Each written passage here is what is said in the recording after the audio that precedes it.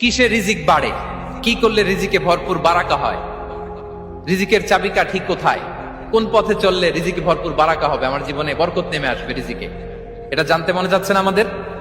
হ্যাঁ, কষ্ট হচ্ছে আপনাদের? কষ্ট হচ্ছে?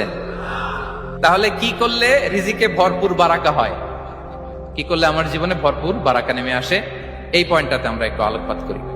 যেসব কাজ করলে আমাদের জীবনে রিজিকে আসমানি বারাকা নেমে আসবে, আমাদের রিজিকে আসমানি বারাকা নেমে আসুক, আমরা চাই কি চাই না?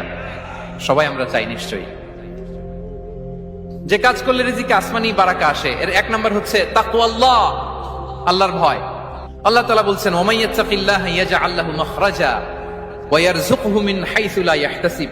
যে আল্লাহকে ভয় করে, যে আল্লাহ সচেতন, আল্লাহ তাকে মাখরাজ, মাখরাজ মানে কি জানেন? ওই যে এক্সিট লেখা না এদিকে, এই এক্সিটকে আরবিতে বলে মাখরাজ, মানে কোথাও আটকাবেন না, বের হওয়ার রাস্তা আছে, কোথাও আটকাবেন না, বের হওয়ার রাস্তা আল্লাহ তাআলা অ্যারেঞ্জ করে দিবেন। You will have the way out from crisis. ক্রাইসিসে পড়লে, সংকট মোমেন্টে আল্লাহ তাআলা ওখান থেকে এক্সিটের ব্যবস্থা আপনাকে করে দিবেন। ওয়া ইয়ারযুকহু মিন হাইসু লা ইয়াহতাসিব, এমন জায়গা থেকে আল্লাহ তাআলা রিজিকের ব্যবস্থা করবেন যে সে কল্পনাও করে নাই। এরকম অনেক সময় হয় না যে আমি ভাবিও নাই যে এখান থেকে